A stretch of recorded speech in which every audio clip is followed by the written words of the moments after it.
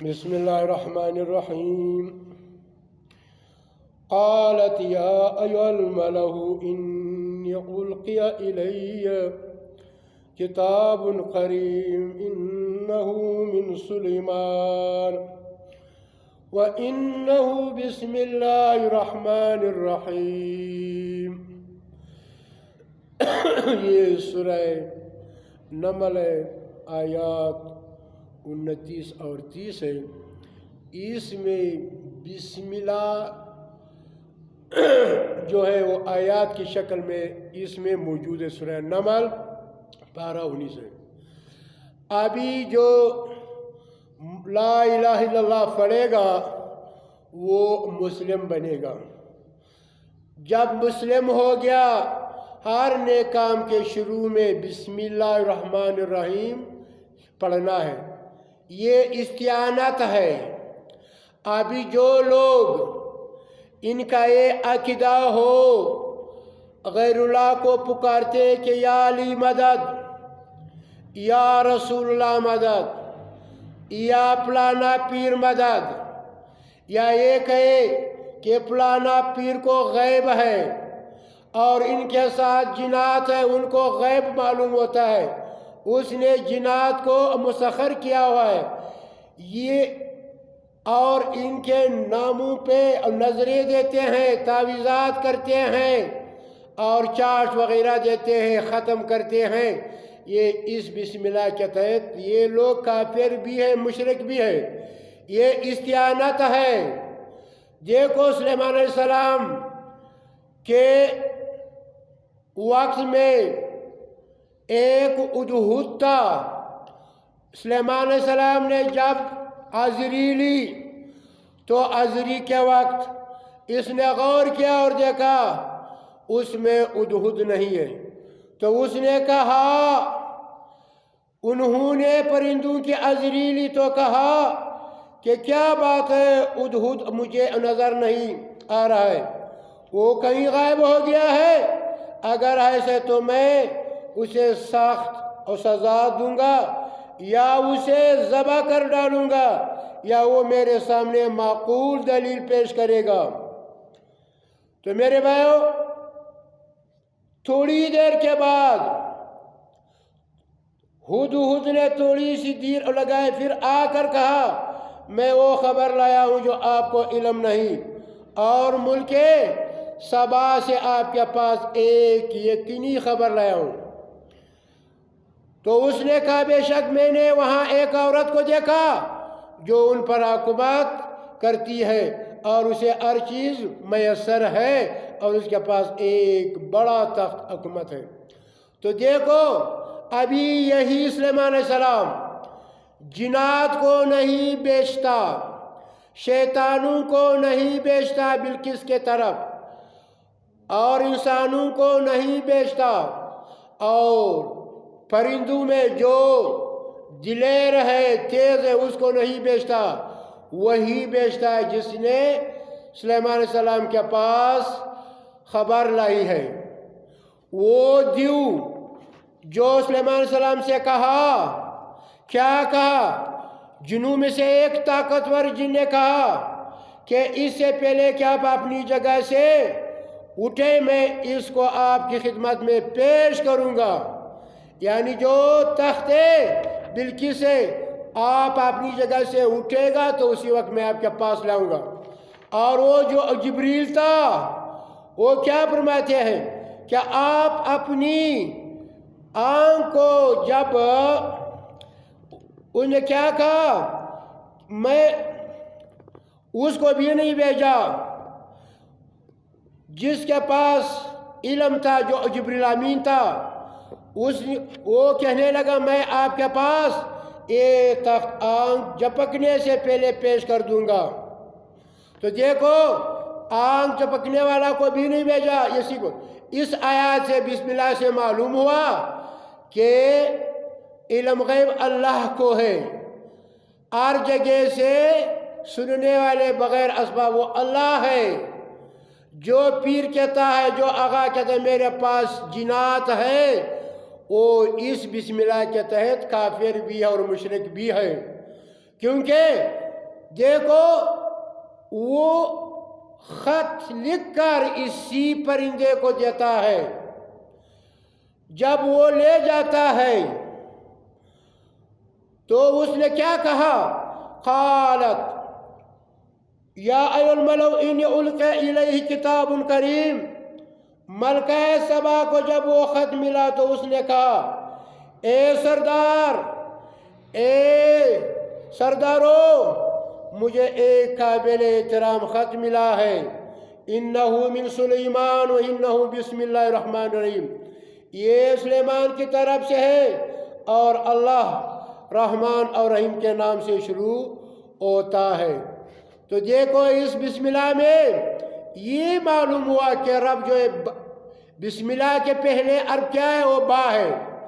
یہ اللہ کے نام سے جب شروع کرتا ہے آپ کا یہ عقیدہ ہونا چاہیے کہ رب مجھے دیکھ رہا ہے، بصیر ہے۔ سین کے معنی سمے، رب میری باتوں کو سن رہا ہے۔ میم معنی مالک الناس، یہ تمام انسانوں کا مالک ہے، وہ متصرف ہے، وہ خالق ہے، وہ رازق ہے۔ جب آپ کا یہ عقیدہ ہو گیا کہ رب مجھے دیکھ رہا ہے، میری سن رہا ہے، وہ میرا مالک ہے، اس کا نام اللہ ہے، رحمان ہے اس دنیا میں اور رحیم ہے اس دنیا میں، مسلمانوں پہ نہ کافروں پہ۔ ابھی جو بھی یہ کہتا ہے یا علی مدد، تو یہ بسم اللہ کی تحت یہ کافر ہے۔ جو کہے گا یا غوث الاعظم دستگیر، یہ بھی کافر مشرک۔ جو یہ کہے گا یا پلانا بابا، یا پیر، یا دارونی کا پلانانی کا، مجھے پہنچو میرا دستگیری کرو، یہ کافر ہے، مشرک ہے۔ تو میرے بھائیو، جو بھی یہ عقیدہ رکھتا ہو کہ جادوگر کوڈگر کو علم غیب ہے، ان کے پاس جنات ہے اس کو غیب ہے، فرشتوں کو غیب ہے، یہ اللہ کا کتاب کے تحت بسم اللہ آیات کے تحت یہ کافر و مشرک ہے، یہ لعنتی ہے۔ یہ جو شیعہ لوگ کہتے ہیں، یہ تصوف والے جو کہتے ہیں یا غوث الاعظم صغیر، غوث اعظم صرف اور صرف اللہ ہے، خزانے بخشنے والا اللہ ہے، دینے والا اللہ ہے۔ یہ جو مرے ہوئے انبیاء ہیں، جو اولیاء ہیں، ان کے بدن تک نہیں ہے، وہ زمین میں ختم ہو چکے ہیں۔ جو آیات کا عقیدہ رکھتے ہیں یہ اللہ کا کتاب کا انکار کر رہا ہے۔ جو یہ عقیدہ رکھتا ہے کہ مرنے کے بعد روح آتا ہے، یہ بھی اللہ کا کتاب کے منکر ہے۔ جو یہ عقیدہ رکھتا ہے کہ مردے سنتے ہیں، یہ اللہ کے کتاب کے منکر ہے۔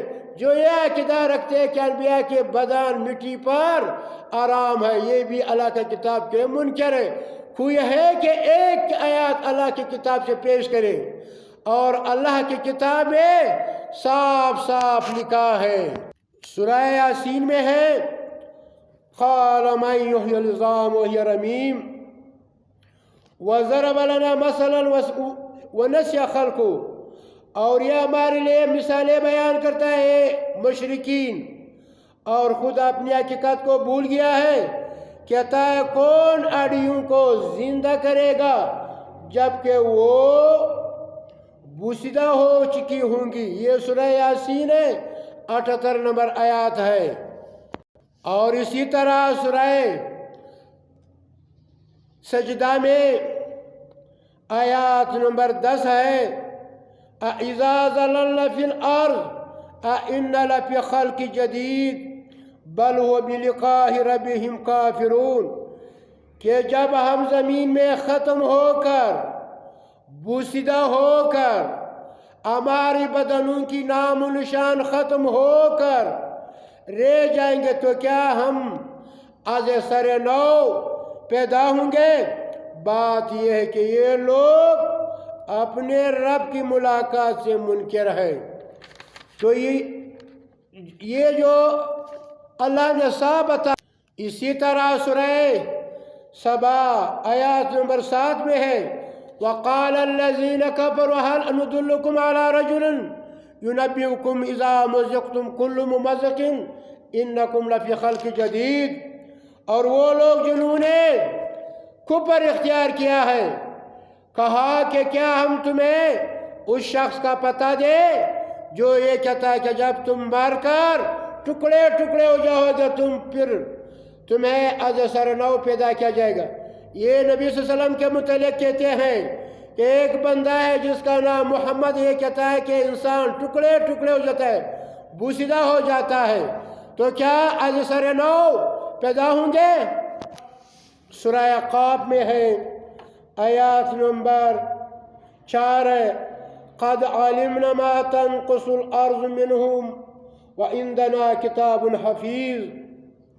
ہم خوب جانتے ہیں کہ زمین ان مردوں کے، ان انبیاء کے، ان شہداء کے، من النبیین و صدیقین و شہداء صالحین، یہ 4 جو گروہ ہیں مسلمانوں کے، چاہے وہ مسلمانوں کے 4 گروہ ہو یا کفار کے 4 گروہ ہو، اللہ کیا فرماتا ہے؟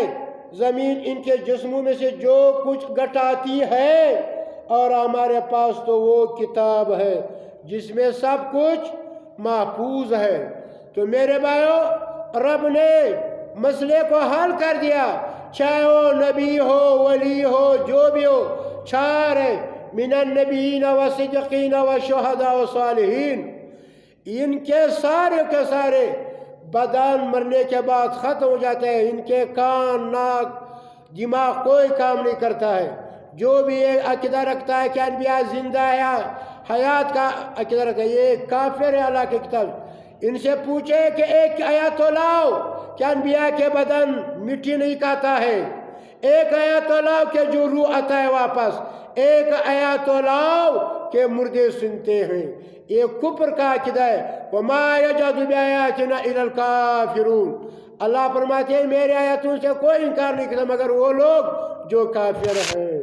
وآخر دعوانا ان الحمدللہ۔